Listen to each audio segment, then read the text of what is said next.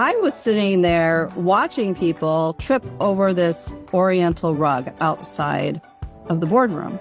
And I was like, guys, why aren't you moving the rug? And they were like, Sherry, we'd have to go ask the CEO. And I was like, whoa, we don't just have a technology issue here. We have a culture issue. We wrote rug because we kept seeing the same thing everywhere in organizations, in leadership teams, even in our own lives. People keep stepping around problems instead of identify them or naming them.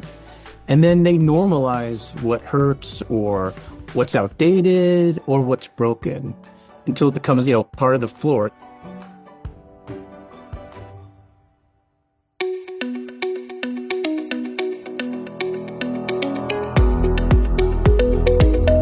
This is Associations Thrive, the podcast celebrating successful associations and their leaders. I'm your host, Joanna Pineda, CEO and Chief Troublemaker at Matrix Group International. Listen in as top association executives tell all, revealing the creative and innovative ways they're increasing membership, generating revenue, nurturing engagement, and reimagining their organizations.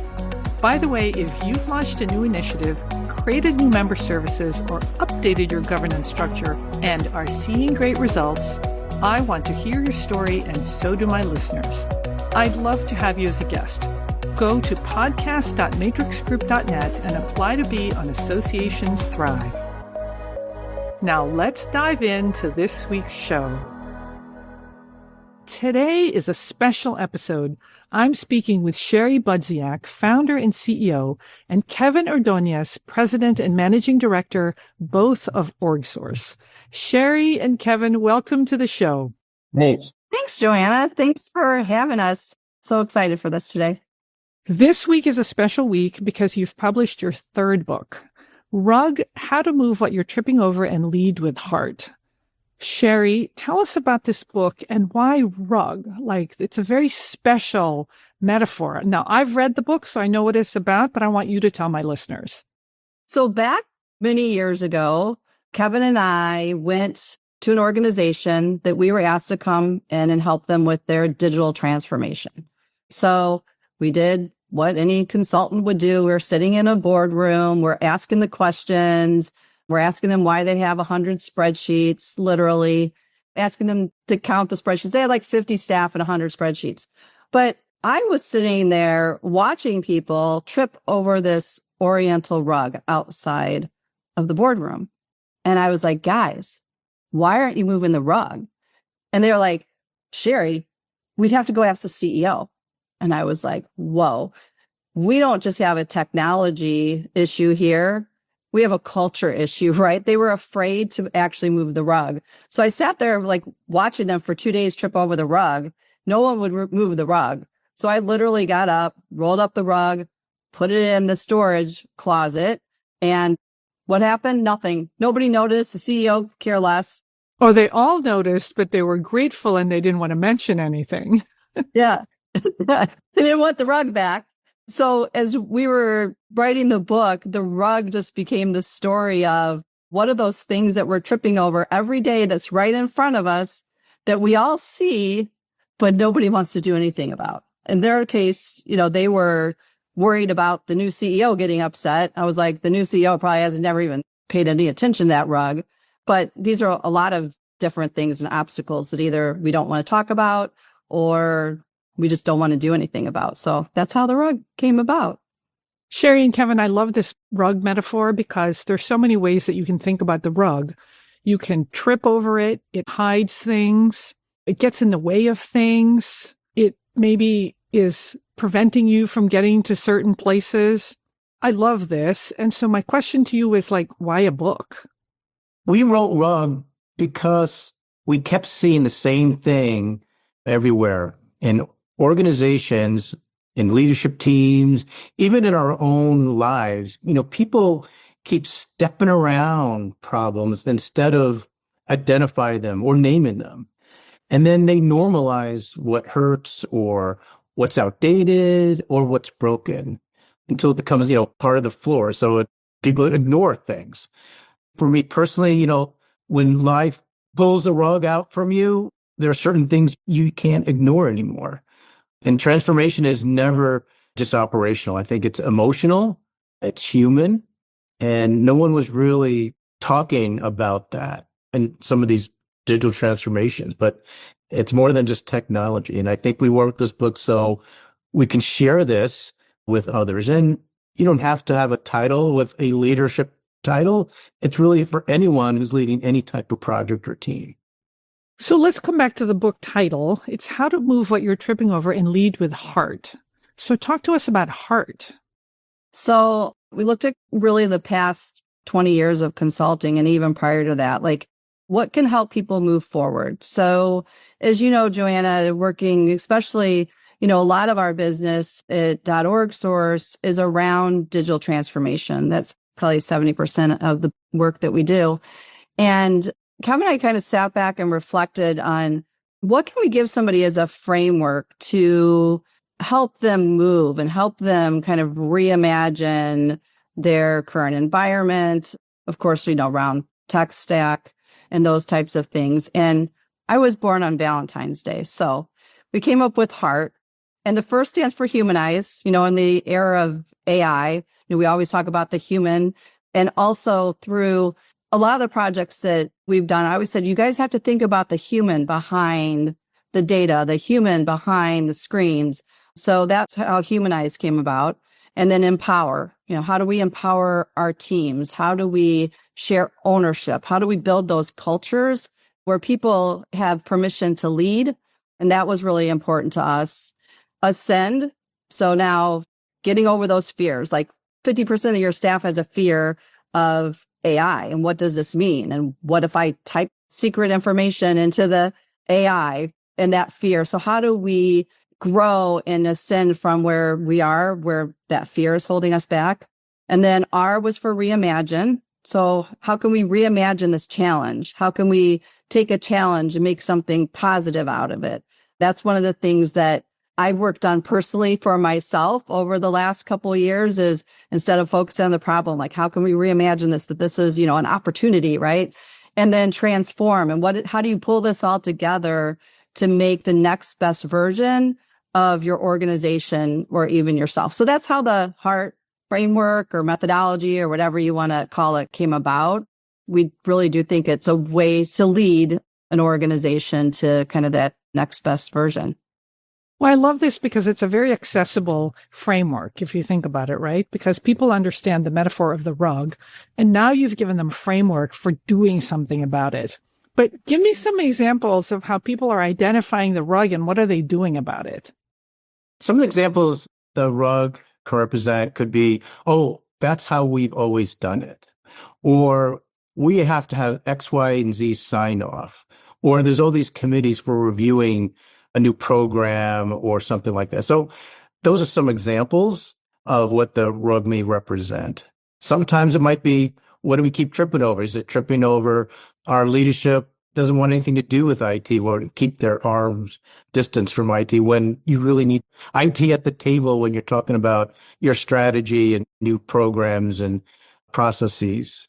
Sometimes it could be member-centric. We talk about member experiences, but designing around our own internal conveniences, right? That could be a rug. You can't automate member experience that you haven't actually designed. Sometimes rugs can represent burnout, staff doing all this heroic manual work behind the scenes, or people filling gaps instead of fixing the problem. When we go into organizations, we hear about a lot of symptoms. Membership flat, event registrations are down, product sales are down, but no one wants to really identify what the real problems are or name their rugs.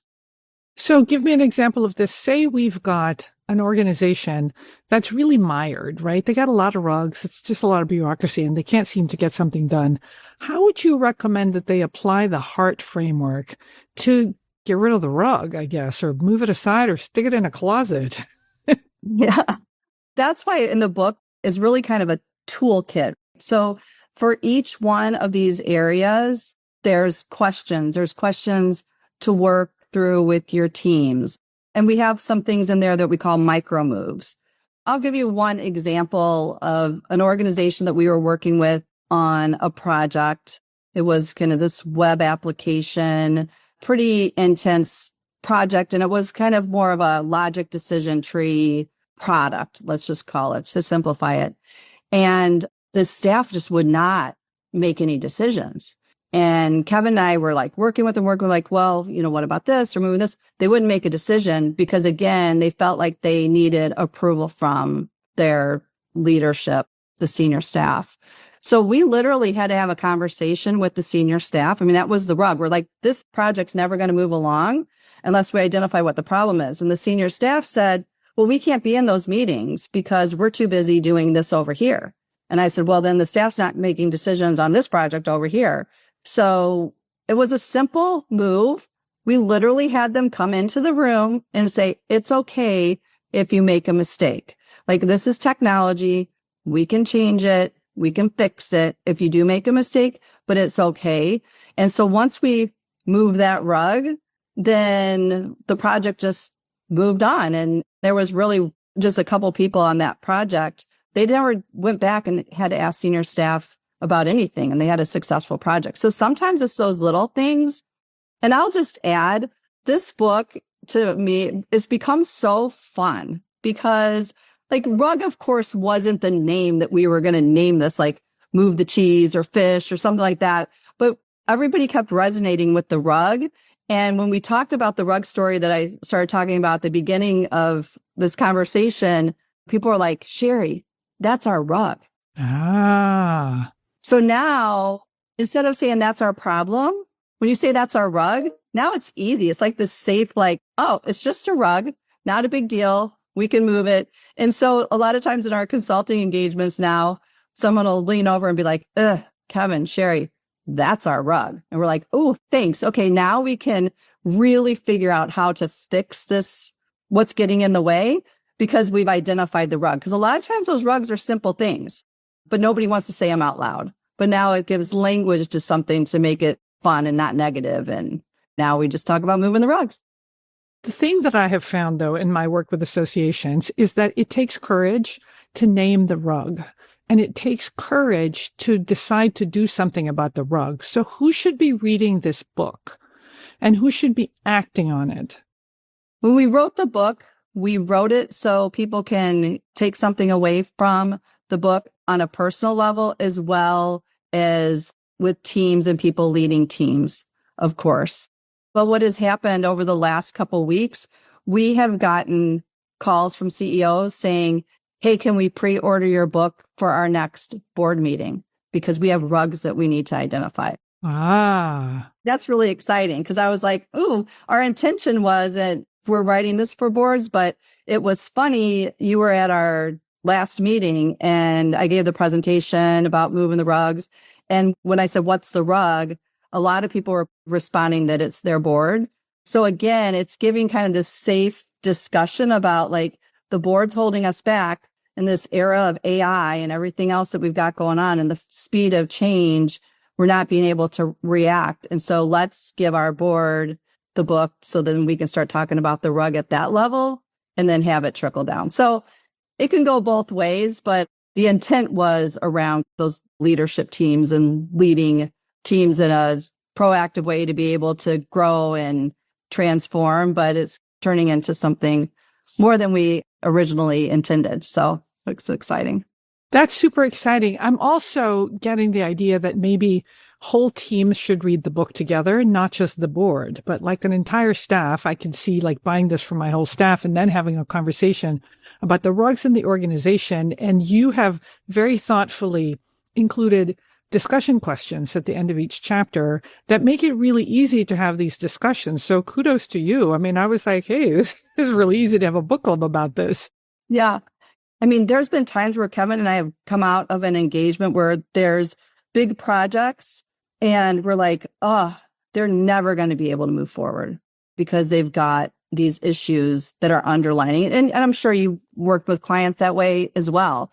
So kind of back to the why, it was one of these, things that we were very passionate about how do we give people a tool that can help them work on these things that are just getting in the way.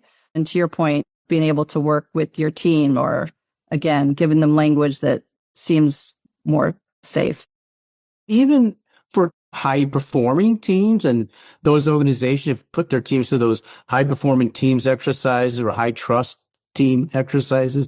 It's especially for those teams of people because they're probably tired of powering through everything and they want a better way to lead without losing themselves. So those questions at the end of all the chapters will help those high performing teams perform even better.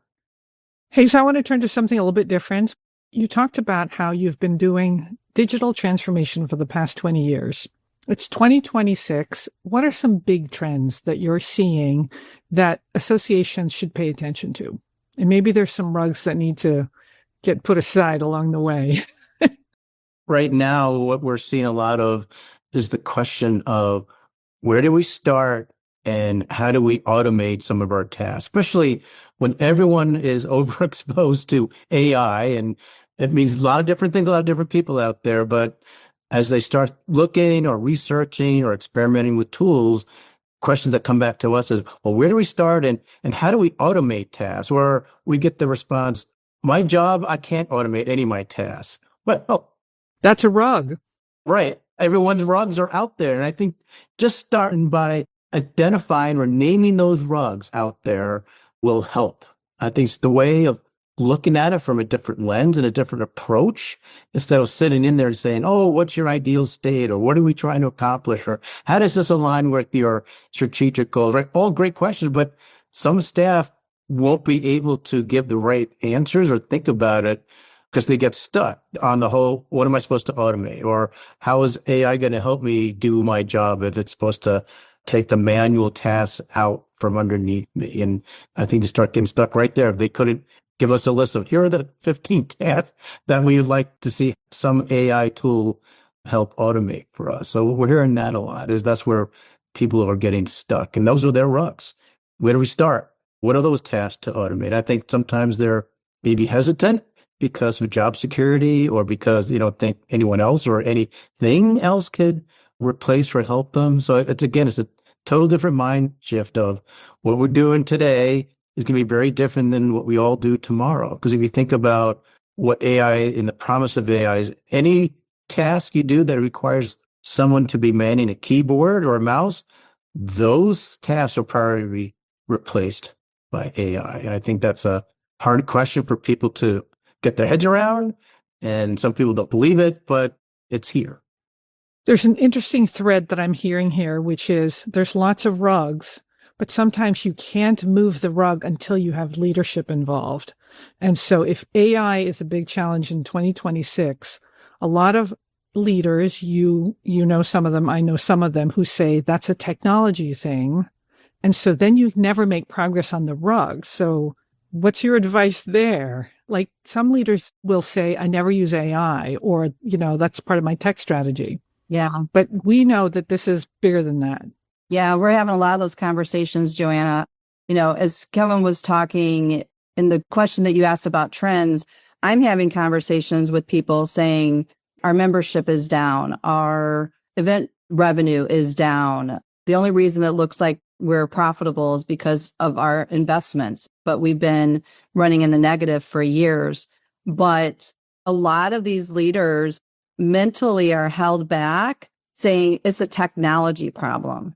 I'm still hearing that. And I've said for 30 years, IT needs to be at the table. IT can help enable an operations, can help. They're thinking of things in a different way. They are thinking about the data and how staff's entering data and where that's maybe holding back an organization. And they are looking to the future.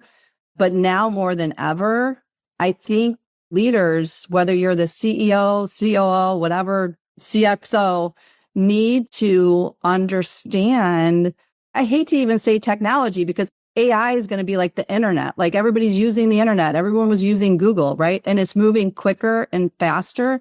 And that's why we wrote the book, to have a playbook so people can rethink and reimagine their organizations today, because I really believe that we are going to have to rethink how we work.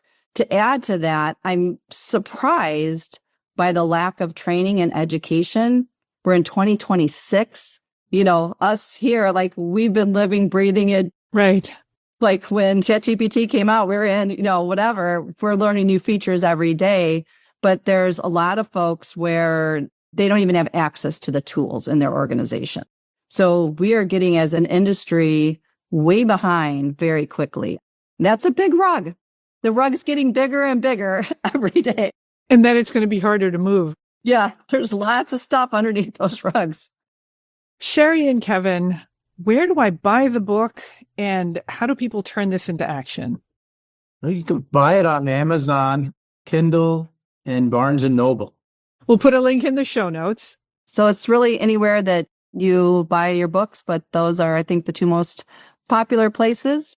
You also have a mastermind class. So tell us about that. That sounds like a way to really turn the lessons from the book into action. Yes.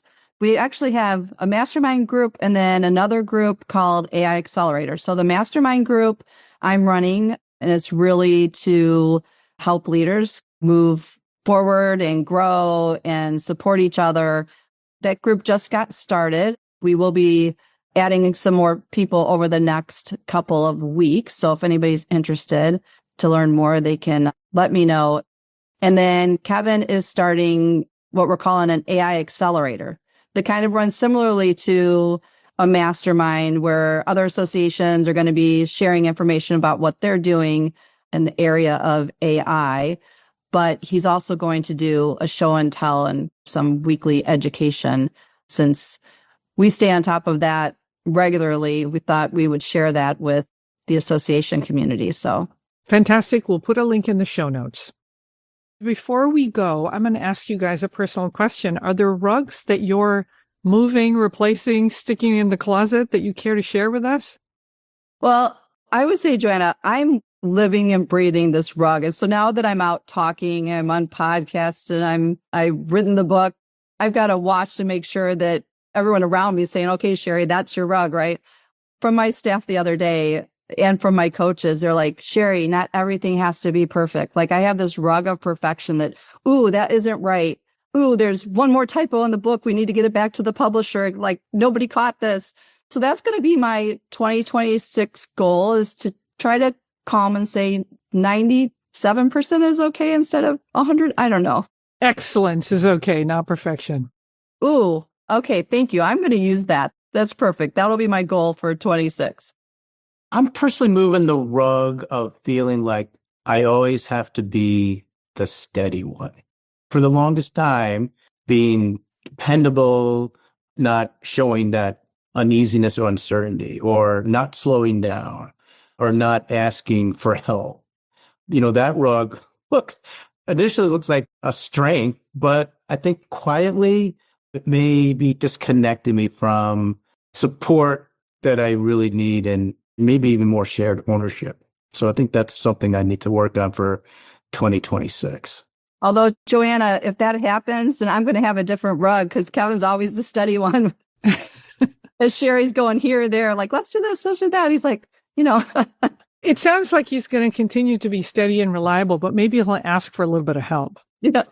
The other rug is doing it all by yourself. Thank you for sharing. I'm going to think about this. I'm going to get copies for my staff. Thank you for writing the book and for really inspiring this conversation. And it sounds like it's a conversation that needs to happen in companies, with ourselves, and in families. Yes. Yes. Thank you so much. We'll check in with you maybe in a few months, and you can tell us about how many more rugs you've moved. Love it. Thank you very much. Thanks so much, Joanna. You're the best.